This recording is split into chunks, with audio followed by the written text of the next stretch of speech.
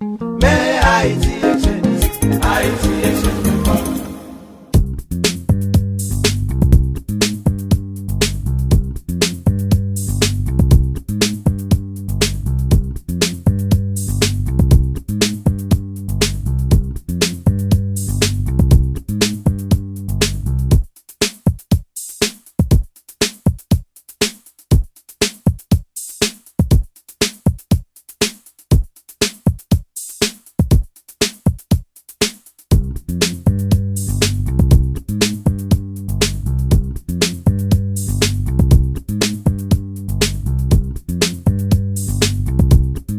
Hey, what's up everybody? This is Cool P from Haiti Exchange, and I'm here. I caught up finally with Paul and Paul, Little Paul and Big Paul, LP and BP. They just got back from Haiti not too long ago, and as we all know, for you guys who've been following the site, Little Paul Wagner here, got into some trouble in Haiti. What happened?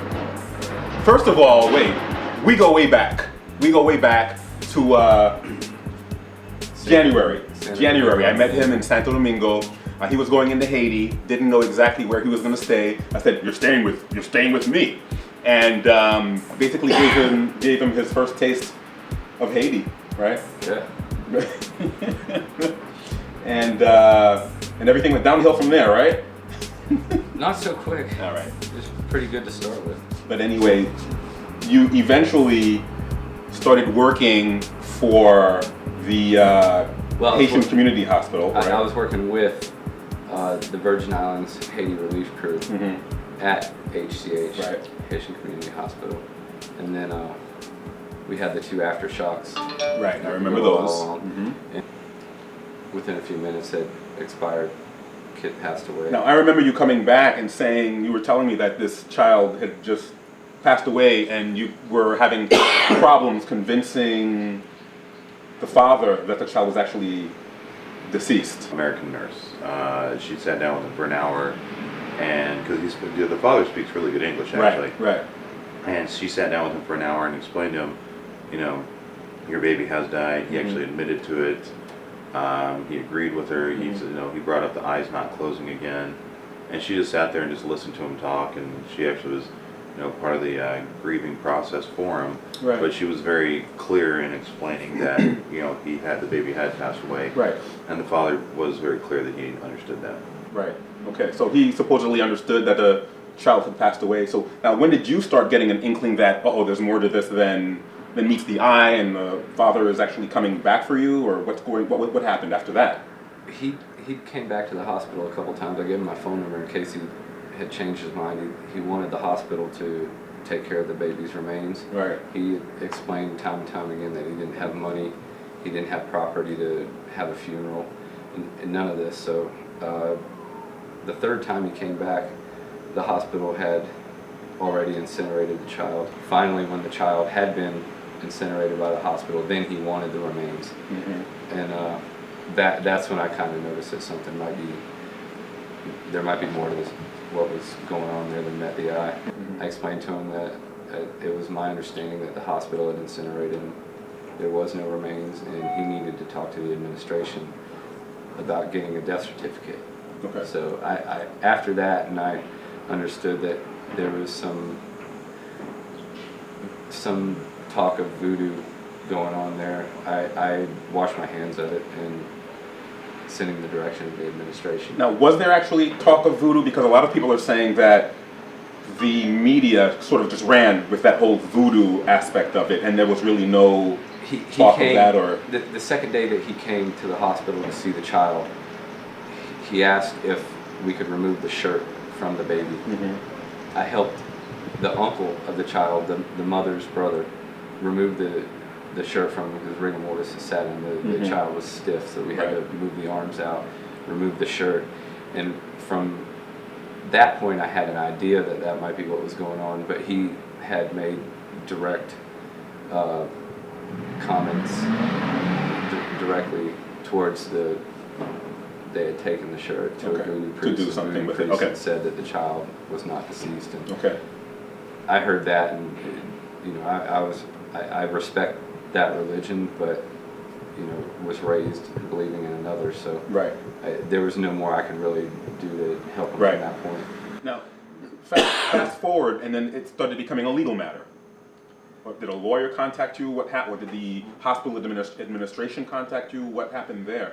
In a logistics meeting on one Monday, I was told by one of the administration that these 3 papers in her hand were warrants or summons for a hearing on kidnapping charges for me, Jeff Quinlan, and Jean Adrian, the administrator of the hospital. Okay, so there were other people implicated in this also. It wasn't just you. Right, and Jeff had already left for the States. He went back to the islands, and then Jean Adrian didn't seem concerned to show up for the hearing himself. So I didn't show up. I ended up hiring a lawyer, and he took care of it for me. I went back to the States and kept in touch with him. He told me that it was taken care of. It was all done. Okay. I came back to Haiti a total of 9 days later. I met with my lawyer. He called the father on the phone in front of me and my translator, had a long conversation with him. He spoke about the fact that the judge had tossed the case. Right. His lawyer had actually cut him loose, Okay, so we're talking about the baby's father. The judge had already dropped the case. The judge had already dropped the case. And his lawyer had already sort of not even... The father's lawyer, from what it sounded like on the phone, seeing the case was like ridiculous. Like a ridiculous place, didn't even want to deal with it. So now, during this time, you came back to Haiti, very quickly, I might add. I was very surprised. I thought you would spend a little time away from Haiti back then. This is back in March by now.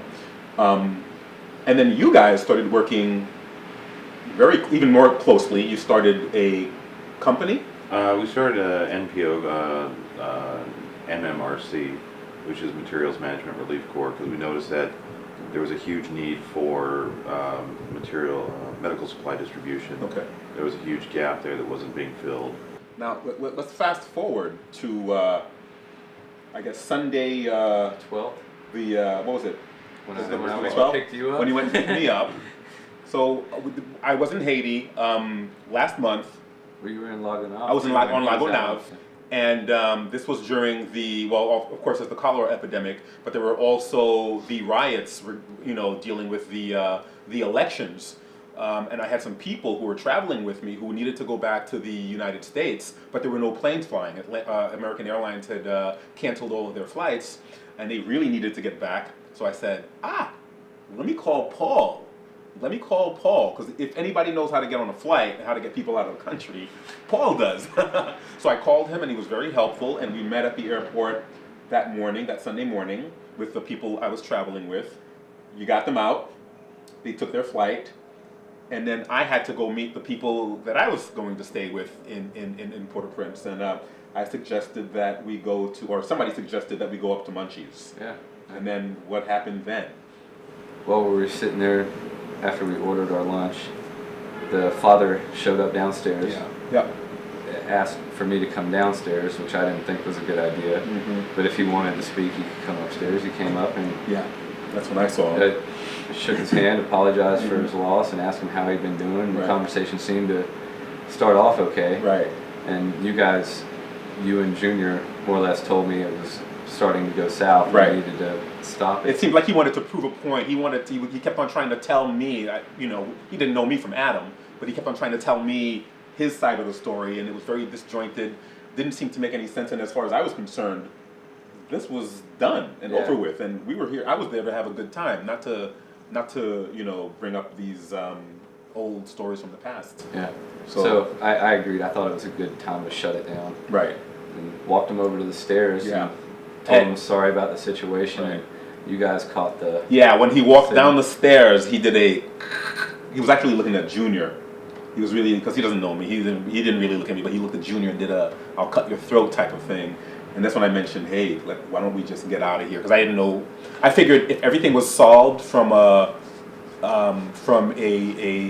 legal perspective, he's probably going to come back with some thugs or something and do something stupid. So I was like, let's get out of here. But you didn't feel that way. But I didn't feel like there was anything to worry about. I'd done nothing wrong to begin with, and felt that well, I'm not the type of person to run from anything either. Right. So Yeah. plus we had ordered He's a lunch tough and I guy. was hungry. Tough guy. And we were hungry. We ordered some pizza. We ordered So- pizza. It was time to eat. But we moved over to a bigger table when the company got there, had more space. So Right. we I had my relocated. friends finally came over. We sat down. We were eating. Everything was going well. We were happy. And like about 40 minutes later or something like that, Yeah, 'cause we were done eating. we were done eating. So the father came back with the cops, with four officers, I think, and they had what they said was a warrant, which I didn't see. There was no warrant. There was no warrant. You know more than I do. There was no about warrant. that. There was no nothing. It was a completely illegal arrest. Okay, because we were looking for a date on it and everything, and all I do remember was that my friend did tell me that it said enlèvement, which means kidnapping, and he mentioned to me that this would be something really serious, and that it would be a little hard to get you out of that predicament. But I eventually had to leave Haiti. I left. You took care of the situation going forward. You did a bang-up job. I mean, I don't know how you did it, but it was really amazing. Because I know really quickly the media just jumped all over this. And I know personally I quickly realized that this was going to be huge. While you were in, did you have an idea of what was going on and what people were doing and how many people basically had your back? We had a few volunteers at the house that were amazing. I had people showing up, twice a day to make sure I had food, water, stuff like that. I had, copies of the emails that were going to the free Good. LP So you page. saw all that. I had an idea. I figured that okay, this is kind of big, but not until after I was released that I was okay. able to fathom just Okay. exactly how huge it had got. Right. So that was kind of mind blowing. Okay, now I understand that there were a couple of incidents, or at least one incident, where cops came up to your cell or something and threatened you, or When they moved me down to the police department by the fire station in the downtown Tent City, they had 3 guards in the area that they had me in the cell. They had me in a cell by myself and allowed 6 police officers to come in. They stood at the gate, explained to me that I was a kidnapper, a killer. They were going to make sure I didn't make it. I was a dead man. they were telling you what you were. Yeah. So on and so forth. But we ended up contacting. I contacted BP and told him what was going on, and he alerted the powers that be what was happening. Right. People showed up and shut that down real quick. Okay, because I know a lot of the, I think AP first reported that everybody who was with you was arrested, and then they were let go and they kept you. But that's not what actually, because I know I was with you and I didn't Yeah. get arrested, but it was, It was myself, Was you Junior, and and- Wilson. We went to go check on him when I found out he was arrested. Went to go check on him. We were arrested for association. okay. And released 8 hours So later. they just kind of cuffed you, took you guys? They never cuffed me. They They never were just cuffed you? kind of like, "We're going to arrest you now." I'm like, "For what?" For knowing him. I'm like, "Really?" And they held you for how long? Like 6 or 8 hours. 6 or 8 But hours. But apparently in Haiti, you can be in prison for 14 years for association. Jeez. Yeah. So now things move forward, and there was another, the trial was called, and what exactly happened? It was an evidence hearing. Pretty much what it was on the Wednesday that the first trial was on Wednesday, which he was meeting with the Okay. prosecuting judge. There was just a ridiculous sham. Then on the Friday, 10 days later, that he was supposed to go for his hiring with the investigative magistrate, there was no power. He was supposed to go Monday, they didn't bring him because the father was there, and the father was giving his side. So on Tuesday, before his release, he actually went in front of the investigative magistrate, gave his side of the story, his statement, and then they called the father in. We were talking a little earlier, and you said that the father's story basically unraveled right there in court. A lot of inconsistencies and. He was contradicting his statement from the day before Okay. already, and the judge allowed him to, keep doing so. Continue digging a hole for himself. Right, and then it came time. He'd ask him a few questions, ask me a question or two, and you could see that he was going through his statement, finding all the spots where he had completely changed his story. Now, by this point, are you smelling freedom? I had or were you already smelling for you? About 30 minutes into it, the way I seen it was the judge was understanding. He had done his homework. You know, he was referring back to the statement that the father had made the day before, Right. and was able to locate. So the judge was very diligent. He was really quick Really on on top of it. locating his contradictions. He was marking them down. The judge seemed to really be on top of it. You know, Right. he had done his homework. He was, you know, aware that the father was changing his story. He'd done a great job as far as I seen him. At that time, I felt good about it, and then the power went out. The power went out again. They call that blackout. You know, the judge repeatedly asked him, you know, if this is all Mr. Wagner did, why is he sitting in here on a kidnapping charge? You understand that your son is dead. Why are you charging him with kidnapping? And left that evening, went back to the court, went back to the penitentiary. Kind of figured, you know, I'm going to stay the night here again. The next day, the judge, on Wednesday after the hearing, the judge handed down the ruling that there was not enough evidence Okay. that he needed to be freed. But the investigation was going to continue, but he could be freed. He could be freed. So right now, is the investigation still continuing? Yes, it is still an active investigation. So at this point, the only thing that was keeping you from walking out was just Paperwork. bureaucracy and just Yeah, getting and things so signed. And, our attorneys followed that all the way through. wow. I thought it was already over with. I had had dinner, Right. laid up in my bed, wrote a few notes to BP, popped my nano in, hit the sack, closed my eyes, and a few minutes later I hear, you know, something along the lines of tell the American to get up and get ready.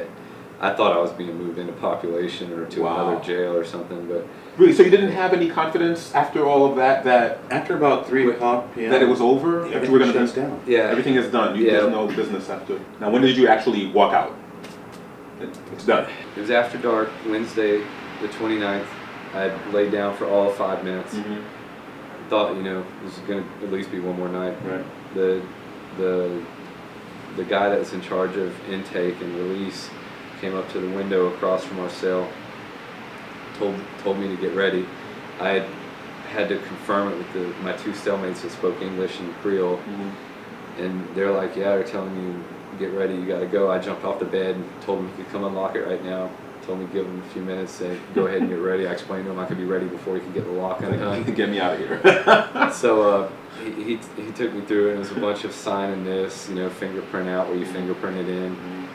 Got out to the gate and had to answer a few more questions to verify that I am who I am, the only American in the entire prison, but I still had to do this.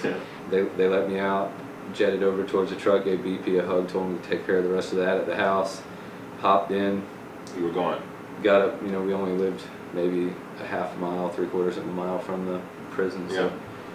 I was at the house and able to breathe a little easier. They had dinner ready for me. had another meal that night and got to shave. Now, I asked you this earlier. Why do you think all of this happened? Why did this happen? Well, So in a nutshell. I feel like I was the target because the way the volunteers work at the hospital at that time, and kind of still do, it was that I was a long-termer. The people that worked on the child were 1 week. Right. They would come in for a week and then Right. leave. So by the time the father got to the point where he was going to take a legal approach at it, I was the only one left that was present during that time. Okay. In closing, happy to have you back. Yeah. First of all, Thanks. and something that you wrote specifically regarding other people who want to help. Not, you know, don't punish the Haitian people.